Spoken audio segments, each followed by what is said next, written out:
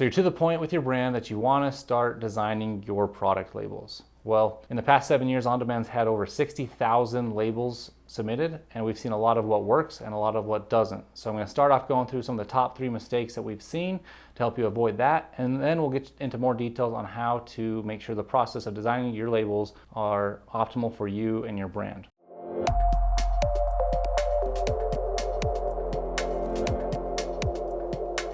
The first and most common mistake is people will design their labels on their products for them.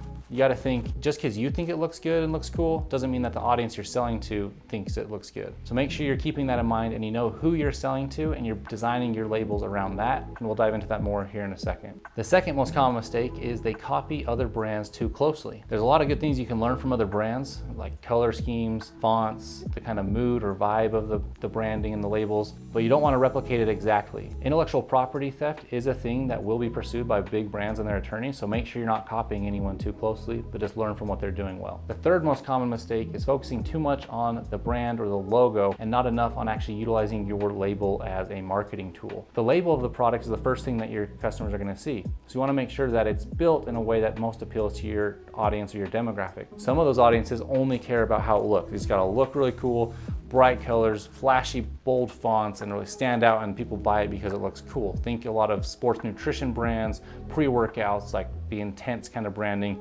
typically a younger demographic crowd. But if you're selling like a menopause support formula, they're gonna look for more details about what it does, what's in it, more of the information in most instances. So make sure you understand what your audience wants to know and you're using your brand to best resonate that way with them, and that shows up on the label. All right, so next we're gonna go through the best ways to start creating the vision for your label design so that your products are gonna best fit your audience. First, you're gonna start looking at other brands. Might seem obvious, and a lot of people do this, but they typically limit it to brands in the same industry. So in our case, with On-Demand Fulfillment, we sell supplements. If you're gonna sell supplements to a specific audience, you can go see what other companies are selling supplements to this age group or for this purpose. And that's a great place to start, but don't limit yourself there. There's a lot of other brands that serve that audience, that same demographic, that you can also research. So think, if you're selling specific supplements to women from 40 to 60, go find makeup or cosmetics brands that are selling products to that audience. Go find car manufacturers market to that audience. Go find other brands that are selling different products to that audience and start seeing the similarities. They've got a lot more money to do the proper research and all the psychology and all those testing to know what fonts, what colors, what marketing messages, how that resonates with those different age groups. So steal the ideas from them. And when I say steal, I'm saying go learn from them and see how that can apply to your specific brand and the type of verbiage that they're using, and put that into your label design at the same time. So start creating a list of the common fonts you're seeing. There are tools out there. You can actually take a screenshot of a font and then you go upload it to the website and they'll tell you what font they're using, so you can then buy that font or license that font for creating your labels. Also take notes of the colors you're commonly seeing, and you can start incorporating the perfect combination of fonts and colors in your design. Second, when you're doing this, you need to make sure you're keeping the bigger picture in mind, right? Your product and your brand is not only the label. You have your entire website, you have your plans for marketing, you have your social media presence. Keep all of that in mind when you're creating this. Your logo needs to fit on it.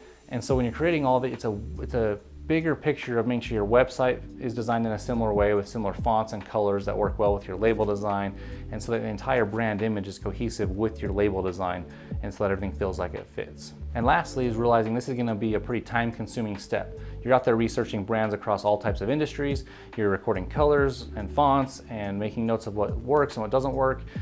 Record all of it, document all of it, and realize that this building phase of building the foundation is what everything in the future is based upon. And so if you don't take your time here, it's gonna make you have lower chances of success in the future. So make sure to take your time, document it all, and then make sure you're doing your due diligence properly. All right, so you've done all the research, you have all the information, you're ready to start designing your label.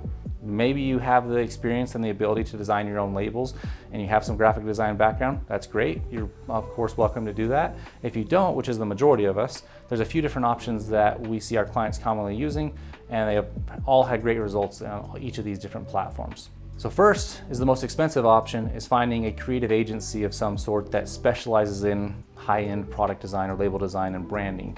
They can do a lot of this research and work we talked about before for you, but you're gonna pay a much more premium price point. Creative agencies, they specialize in this and that's all they do. They do great work, but it's gonna be expensive. Second is gonna be probably the cheapest option, is finding a freelancer on Fiverr. Fiverr is an online platform where a lot of freelancers can offer their services to anybody. You can get a one-time gig with them, and the pricing is extremely fair in most instances. They do have higher level price packages, and there's different experience levels with the designers, but just jump on Fiverr, type in like supplement label design or product label design, and there's a lot of sources there. They can also help create 3D renderings, which is a digital like an image of your product that looks like it's real, but it's actually just a digital rendering. So they can provide a lot of those services on there. Price points vary, but you can find really good deals on there, at the very least, to just get you started, and you can expand on it from there. The next option is another online platform where you can connect with freelancers called Upwork. Upwork, in my experience, I've used it for a lot of different needs, from programming to design to copywriting or writing email marketing letters. Upwork is typically a higher caliber of freelancers. The price points are more premium, but you get a better experience. And how that platform works is you create a job or a gig where you define the things you're looking for. You've already done the research on your brand, the kind of fonts, the feeling, give examples and all of that. And then you can then ask certain freelancers to apply to your gig, and others will find it and apply to it themselves. And so you can talk with these freelancers beforehand, vet them a little bit between one another, and decide on who you want to work with. And again, that's a little bit more premium price point, but it is kind of that next level of service, typically a better experience than Fiverr in my experience. And you have more interaction with that freelancer directly. The last option, which if you're gonna be using on-demand fulfillment for your supplements and for drop shipping, the last option is utilizing our design team to do the work for you. Beyond being a similar service level of what you'll find on Upwork or a creative agency, our price points we find are more competitive because that's all our design team does, is we specialize in supplement label design.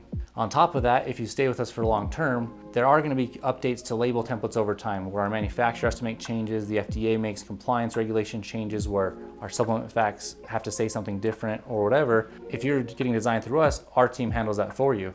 An issue we run into is if you've been working with someone off Fiverr, you might not be able to find them again, they might not respond, and you might get left in a place where you have to start over with your label design. But on top of that, our design team here has designed labels for over 300 different clients, and I've virtually never heard a client that's asked for a refund on label design because they've always been able to figure out their brand, their vision, exactly how they're wanting it to be. And I want to finish the video going over tips to working with a designer to make sure that your vision has the best chance of becoming the reality on your product labels. The first thing is simplifying down all that research you did. This is your brand, you own it, and you have that vision for what you want it to be. Sometimes we'll get information from clients for our designers and they just give us everything, and it's way too broad. The examples are very different from one another, and it's hard to create a clear picture of what they're actually looking for or wanting. The clearer picture you have going in, the better your experience is going to be with a designer, and that's regardless of using our team, someone on Fiverr, Upwork, or even a creative agency. They may be able to guide and direct you a little bit, but you knowing the vision of what your products need to look like is crucial. So just make sure you're, in a way, dumbing it down or simplifying it to the core of exactly what you're looking for. Have just a couple different fonts you really like or font styles, have a handful of colors, then the designers can use their creative side and their knowledge with color theory and all of that to make it look super premium in what you're looking for.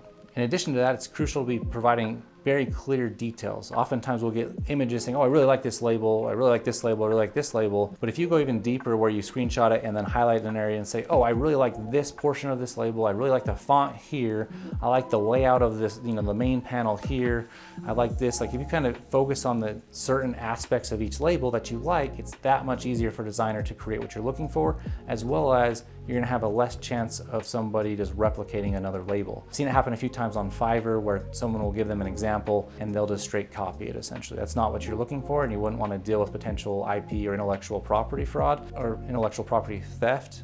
So make sure you're giving clear details of exactly what you're liking on the examples you're sharing with your designer. And the reason for doing that is even the best designers can sometimes miss the mark if they're given too much creative freedom. It's hard to interpret a vision from a client when there's a lot of contradicting ideas, at least in the eyes of the designer, So the less creative freedom you give a designer, the better chance they're going to be in line with what you're looking for. Some people are fine, just designing it however they think the designer will do best. But if you watched our previous video, which we can link below or above, you're going to see that knowing who you're selling your product to is so crucial that you'll never want to just have a design anything you want that looks good type mindset going into this process of label design. And lastly is just taking ownership of the design process. Realize that you're at the helm of this company and this is just one of the steps. The difference between the labels becoming exactly what you want and something you're not very satisfied with is how much ownership and responsibility you take in doing the research, painting that clear vision, working with a designer in clear and detailed communication, and just making sure it turns into what you're wanting. And of course, getting feedback from your actual audience. If you haven't started selling yet, you can still identify or reach out to those who would fit your audience and get them to give you feedback on your labels. See what they like, what they don't like, and then you can always tweak it from there. So in the end, label design is a crucial process, sometimes easy to want to rush through it so you can get selling and making money, because that's the goal with a lot of these things. But I can't reiterate enough how crucial this part of the process is to ensuring your brand's success, is you have a label and a design and a brand that is all cohesive with what you're doing, what you're selling, the problems you're solving, and that's all going to make it appeal to the right client that's going to be that much more willing to quickly buy because it fits what they're looking for so perfectly. Okay, and that's it. For label design, it's a complicated process, but it can be simpler if you know what you're doing and you follow this plan and these suggestions. Wish you the best of luck in your label design. If you have any questions regarding label design or on-demand fulfillment, don't hesitate to reach out, give us a call. We're happy to help however we can. And as always, make sure you're liking and subscribing. We're gonna keep dropping more videos, give you more hints and tricks and guides on how you can be most successful with your brand. And with that, thanks for watching.